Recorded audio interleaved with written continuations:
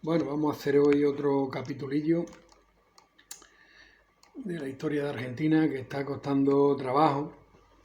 Y bueno, sobre todo es porque no tengo tiempo y luego también, pues claro, tengo que salir un rato con la bicicleta porque si no, si estás todo el día sentado y luego no... Total, que al final... Eso, pues bueno, pues ya creo que haré más bien poco, o sea que nos vamos a quedar casi en el siglo XIX y ya después de las vacaciones retomaré para el siglo XX, ¿no? Con el peronismo y todo eso. Pero bueno, vamos a ver hoy a ver lo que tengo. Y estaba también viendo una película de Juan Manuel de Rosas, película completa, antiguilla, pero está bien. Que luego, claro, es el siguiente en la biografía, porque no lo había puesto, pero claro, es que Rosa es la época de Rosa, es del 29 al 52, más o menos, del 20 al 52, 30 años, y es importantísima. Pero claro, es que esta época es que como está el follón de guerras civiles entre provincias, unitarios, federales, eh, Rosa, Facundo Quiroga, Lavalle, el general Dorrego, o sea, son que claro, tienes que ir asumiendo, digiriendo esto, que ya nosotros, digamos, en mi relato vamos ya por prácticamente llegando, o sea, sí, dijimos, habíamos llegado a Hipólito Yrigoyen, que había ganado el movimiento obrero las primeras elecciones limpias en 1916.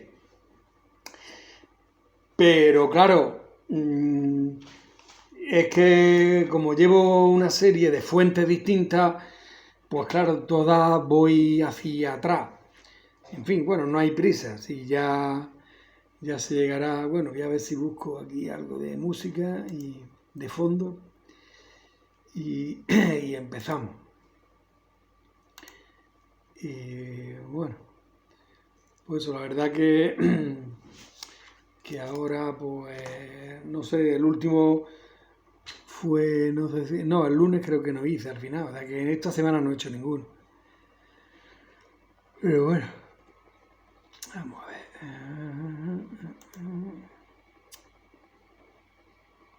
Canciones sueltas, a ver qué hay por aquí, que no lo puedan luego.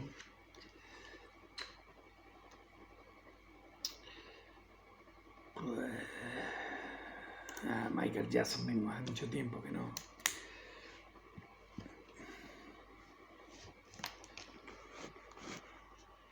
Bueno, pues lo que digo, hoy vamos a lo que tengo preparado y algo de la biografía de Rosa, no todo. Porque claro, con la biografía vamos viendo también la historia. Y luego también tengo ahí unos apuntes de época de Rosa, historia de Argentina. En fin, que... bueno, vamos a ver. Habíamos quedado, dijimos eso, que en 1912 Sáenz Peña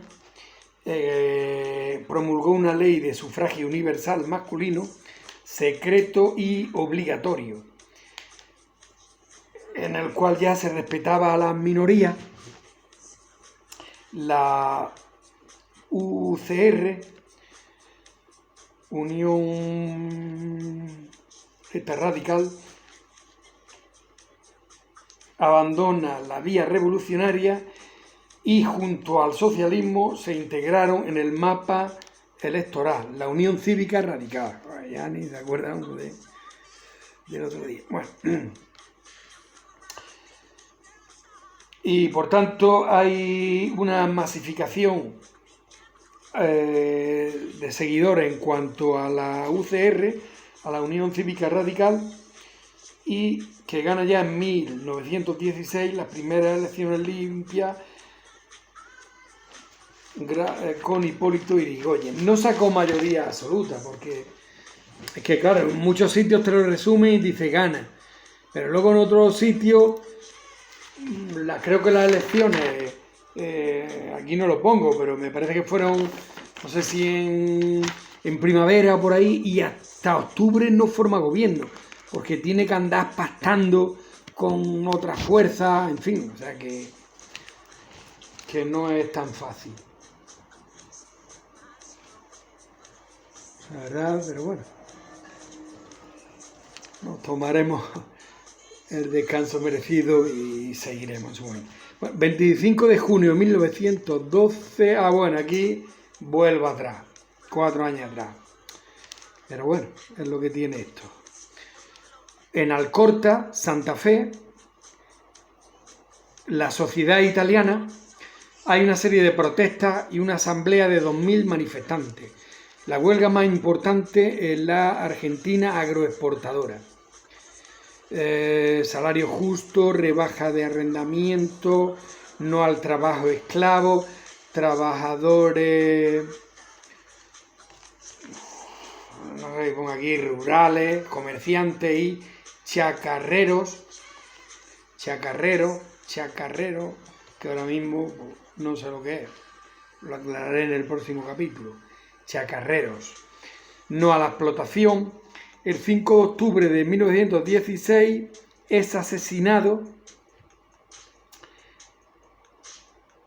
de un disparo Francisco Netri en protesta de esta... vamos, que este era uno de los promotores de esta asamblea. Asesinado, no se ha demostrado, pero prácticamente sí, por encargo de los terratenientes, ¿no? El joven abogado que había llegado de Italia. Pues bueno, sabemos que Argentina es un modelo agroexportador de carnes y granos.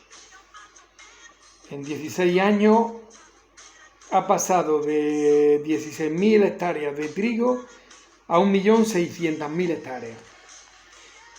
La gran mayoría del capital es extranjero, británico, aunque no le priva de ser potencia mundial. Bueno, perdón. El capital es extranjero británico, o sea, Inglaterra, porque era en esos momentos de la gran potencia mundial. Eso.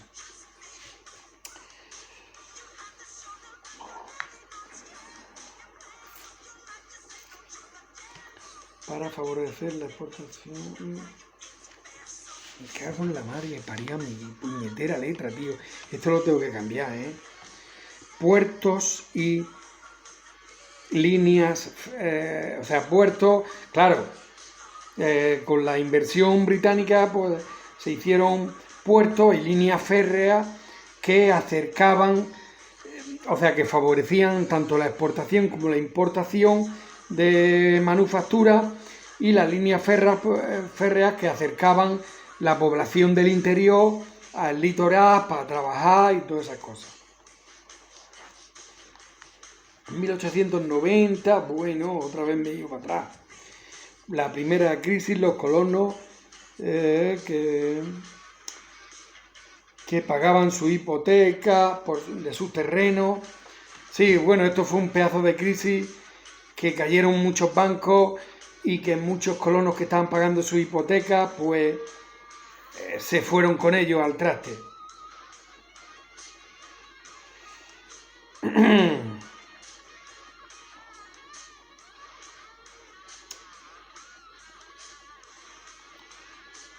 Y bueno, porque claro, esto lo que se pretendía era un proceso de colonización que fuese un loteo de tierra y parcelas de un tamaño rentable para la producción basada en la mano de obra familiar.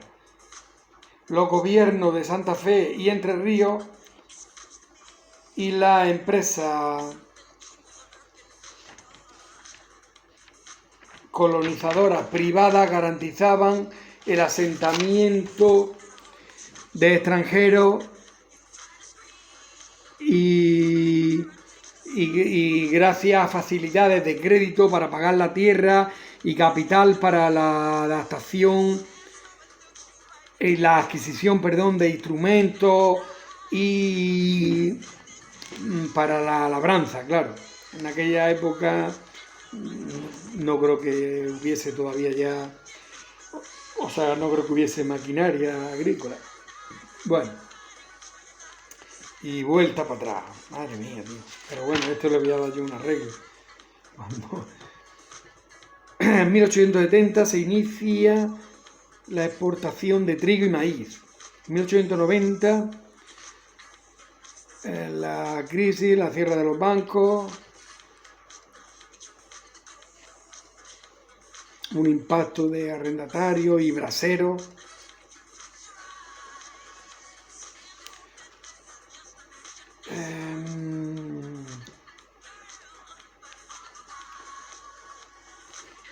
Pues bueno, eso.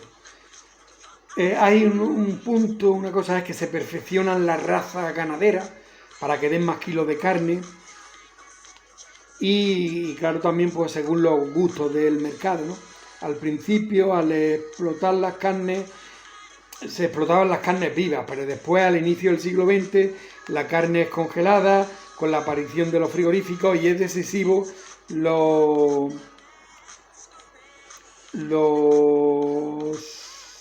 decisivo la técnica del enfriamiento, ¿no? De los frigoríficos. Aquí lo que pasa es que los intermediarios son los que ponen el precio. Las exportaciones, por tanto, también quedan en manos británicas. Y pocos frigoríficos son de capital nacional.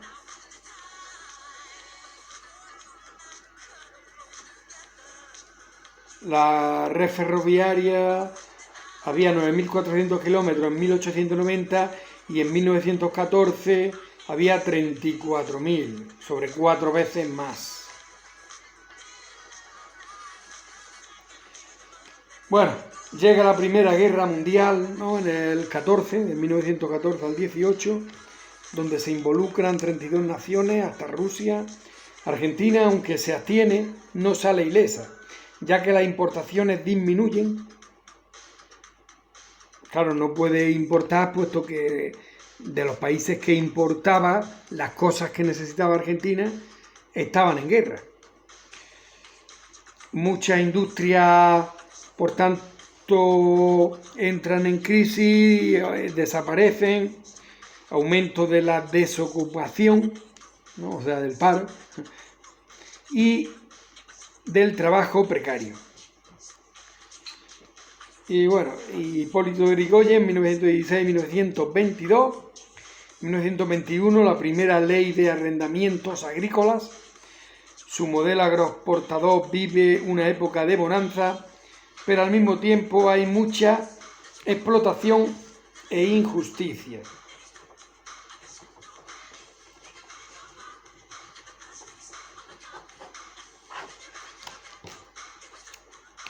Pero bueno,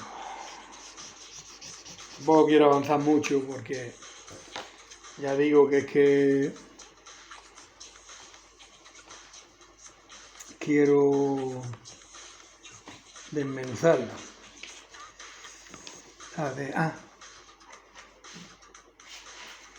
Aunque esta era más rápida, pero bueno, si veo que cuando llegue al Tajo paro. Total, tampoco nos hagamos hoy 25 o 30 minutos. Bueno, pues eso, crisis económica del producto en la Primera Guerra Mundial. Sí, aquí sí voy al paso. ¿No? Dijimos que Yrigoyen interviene también en la provincia con sus políticas. El radicalismo se acerca a los trabajadores. Creo que iba incluso a la fábrica o incluso a los organismos y se interesaba, ¿tú qué estás haciendo? ¿Tú qué haces? Pues yo esto, pues yo lo otro, no sé qué. En fin, cuando las huelgas son anarquistas también hay represión. Irigoyen da más implicación a la lealtad política que no a la valía para acceder a los puestos funcionarios. Gobierno de chusma radical, esto no sé, lo he puesto en su momento, me enteraría, pero esto de hacerlo tan esquemático, pues no, me va a obligar a tener a refrescarlo todo. Bueno, la crisis económica, como hemos dicho, de la Primera Guerra Mundial, del 14 al 18, disminuye tanto las exportaciones como las importaciones, por tanto disminuyen los ingresos fiscales y disminuyen los productos importados, ¿no? Que es lo que he dicho, que consume la población. Por tanto, aumenta su precio. Los trabajadores reclaman aumentos salariales. Hay una reforma universitaria argentina,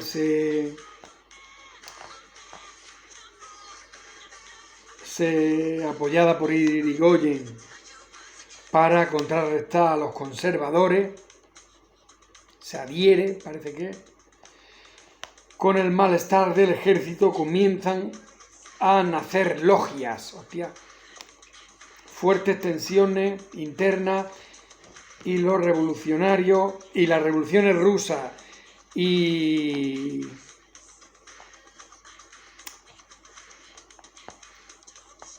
mexicanas, puede ser, provocan pavor en los sectores conservadores. Claro, la revolución rusa fue en 1917 y la mexicana no lo sé porque hasta ahora será uno de los siguientes temas, México.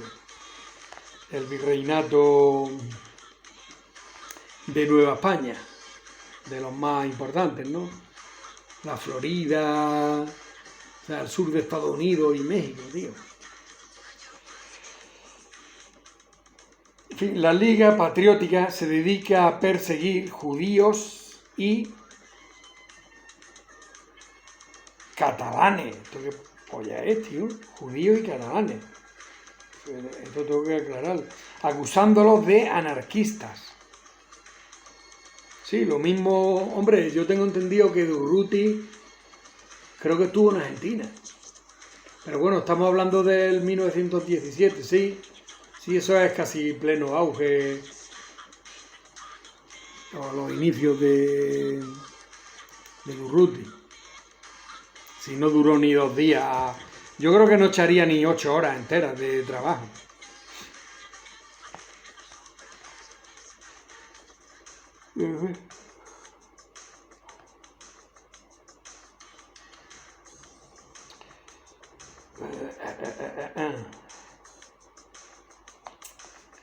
Usándolo de anarquista. Con la crisis de la Gran Guerra y disminuciones de las exportaciones,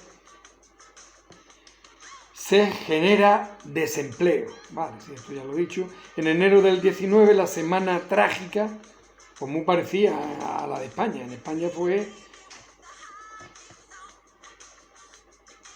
Es que creo que fue, no sé, de esta. El ejército y la Liga Patriótica reprimen salvajemente.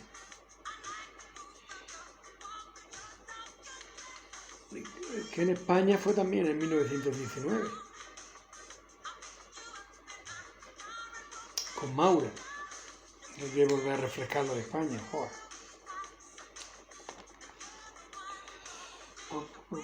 En 1921 y 22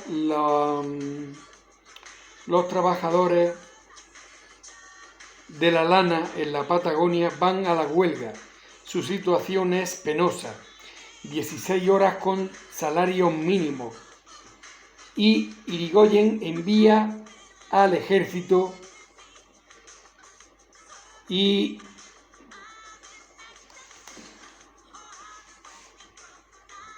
fusilan. Esto tiene que ser fusilan. y fusilan a más de la mitad que se entregan sin resistir. Joder, macho. En 1922, radicalismo, Marcelo Torcuato Alvear y Epicio González. Conservadores, agrupación de fuerza de oportunismo de concentración nacional, Partido Demócrata Progresista. Triunfa Alvear.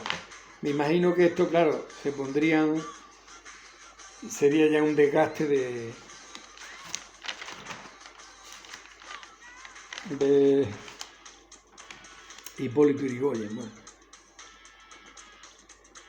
Condiciones laborales, 8 horas, buscan disminuir el gasto público. Es que esto siempre ha sido toda la vida, tío. Bueno, pues entonces nada, capítulo 8, lo dejamos aquí.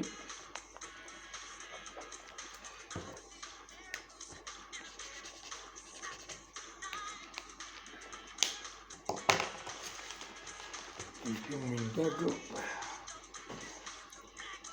Y en este resumen, que este era, ya ves, este con 3 hojas, acabo. Pero claro, este no es... a ver, UCR, Unión Cívica Radical, Unión Cívica Alvear y Hipólito Yrigoyen. Se ve que Alvear también era... Pues entonces sería que Yrigoyen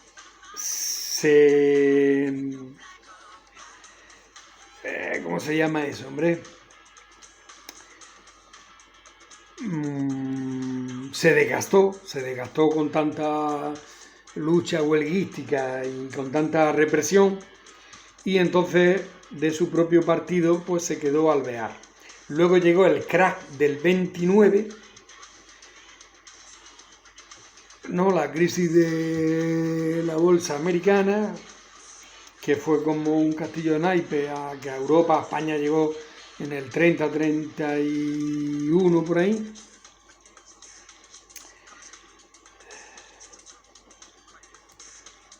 Migración del campo a la ciudad. Esto era aquello que dije que no sabía todavía. Madre mía. Y campo para abajo, tío. Bueno, no sé quién del Castillo derrocado en 1900. Golpe de... Madre mía. Y golpe de Perón. Pues sí que le cunda esto, tío. Nada. Capítulo 8. Pues no le queda nada todavía el golpe de Perón. Al 43 le quedan... Estamos en el 20 o mucho 20 años. Pues nada, entonces habíamos visto en cuanto a biografía,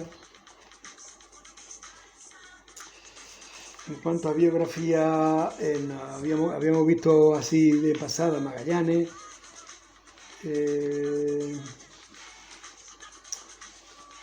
y este de Mendoza.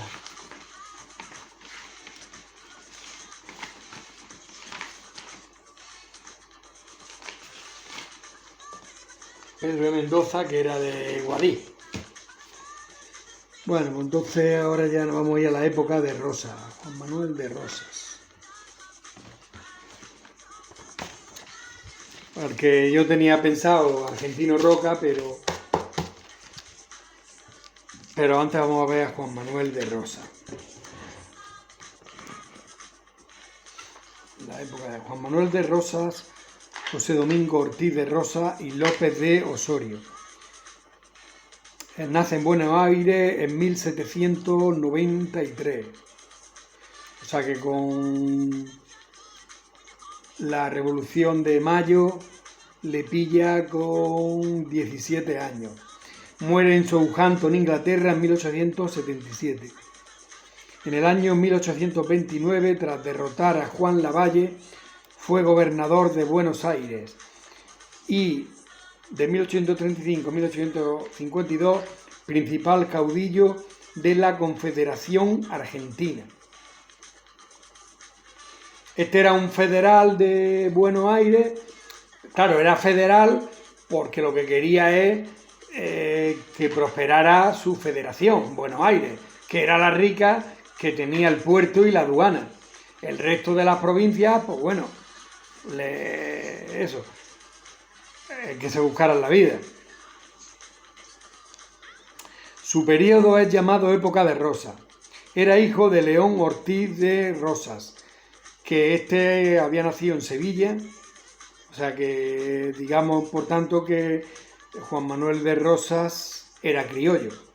Había nacido su padre en Sevilla en 1721 y muerto en Buenos Aires en 1785. No puede ser porque si este nace en el 93 no va a morir, no va a nacer este 7 años después. Aquí falla algo. Y Angustia López de Osorio. Participó en la reconquista de Buenos Aires en 1806, ¿no? Cuando la invadieron los ingleses, con 13 años. Fundó un saladero, negocio del momento. Acumuló mucha fortuna como ganadero. Claro, es que fue...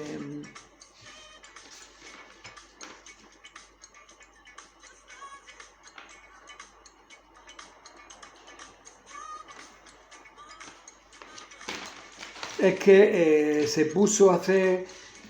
Era como el administrador de sus primos.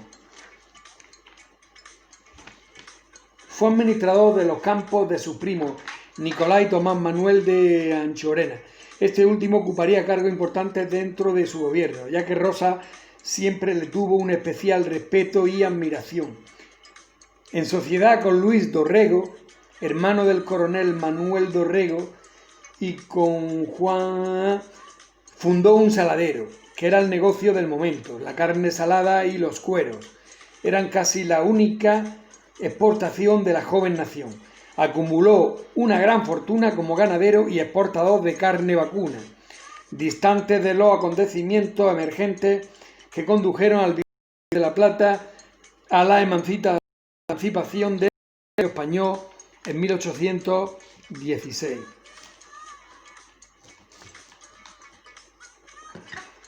O sea que él estaba, mientras en ese tiempo del 10 al 16 se estaba en el tema de la emancipación, él estaba con su negocio exportando carne vacuna y comprador de estancias, un estanciero de los más importantes de Buenos Aires.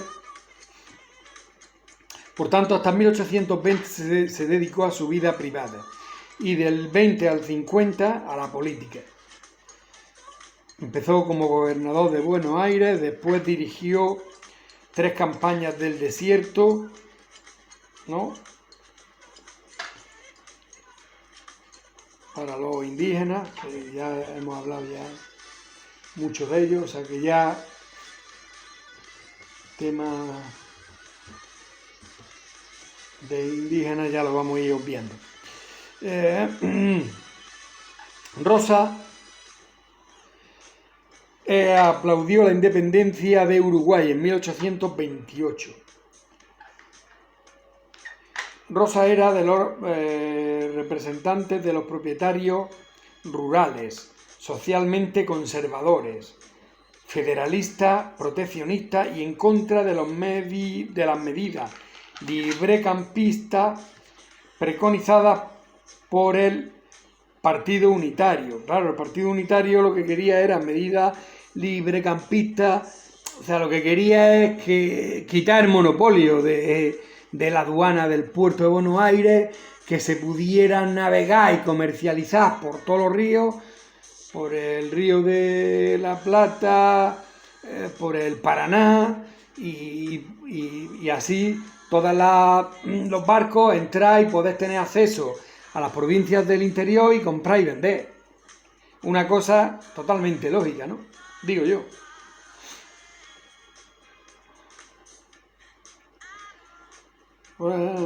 Rosas derrotó a Juan Lavalle, que había dado un golpe en Buenos Aires. Por tanto, es gobernador el 8 de diciembre de 1829. Fue una de las guerras civiles entre provincias y del litoral. Militar y unidad. Y bueno, esto creo que lo mejor.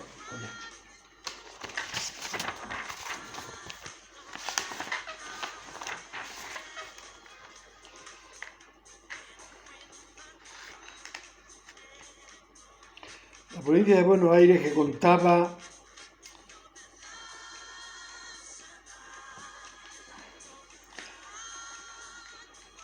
el puerto que concentraba el comercio exterior de las restantes provincias, así como los derechos de importación de la aduana, controlado hasta 1875 por la provincia de Buenos Aires, ¿no? Esto ya lo he dicho antes.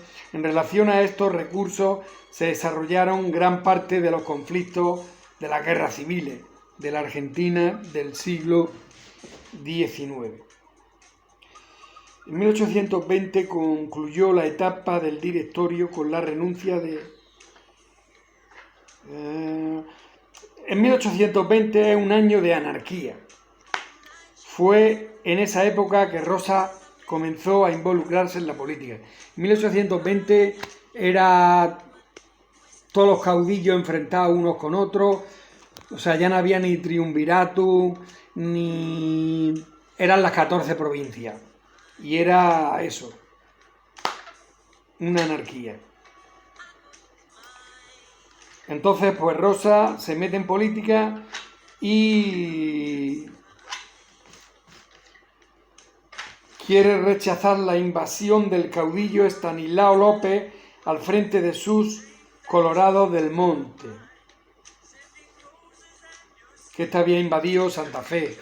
Pero claro, es que como me metan detalles, no voy a acabar. Quizá en otra ocasión, pues, Rosas, electo gobernador de eso en Buenos Aires, ¿no? Lo que habíamos dicho. El 8 de diciembre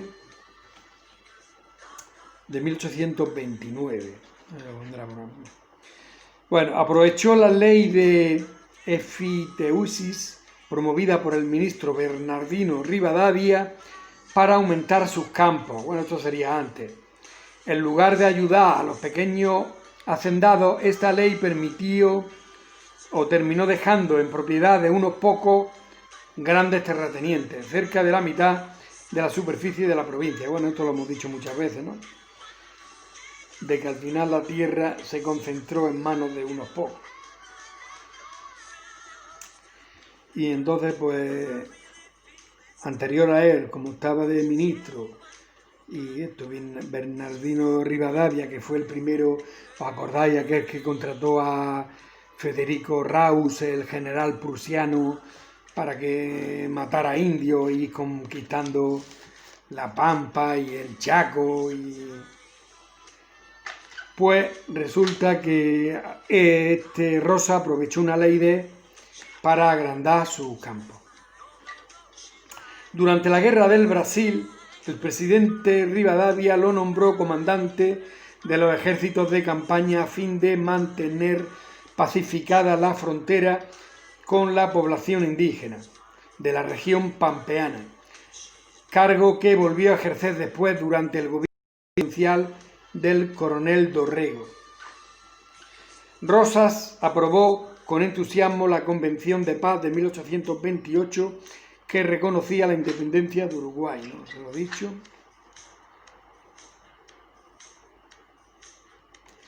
En 1827, el contexto previo al inicio de la guerra civil que estallaría en 1828, Rosas era un dirigente militar, representante de los propietarios rurales, socialmente conservadores e identificados con las tradiciones coloniales de la región. Estaba alineado con la corriente federalista, proteccionista, adversa a la influencia foránea y a las iniciativas de corte librecambistas preconizadas por el Partido Unitario. Terminada la Guerra de Brasil, el gobernador de la provincia de Buenos Aires, Manuel Dorrego, bueno, se ve que sería antes, por una presión diplomática y financiera, firmó un tratado de paz que reconoció la independencia de Uruguay y la libre navegación del Río de la Plata y de sus afluentes, solo por parte de la Argentina y del Imperio del Brasil. Pero por el término acotado de 15 años, lo que fue visto por los miembros del ejército en operaciones como una traición. En respuesta, a la madrugada del 1 de diciembre de 1828, el general unitario Juan Lavalle tomó el fuerte de Buenos Aires y reunió a miembros del Partido Unitario en la iglesia de San Francisco. Esto un año antes de que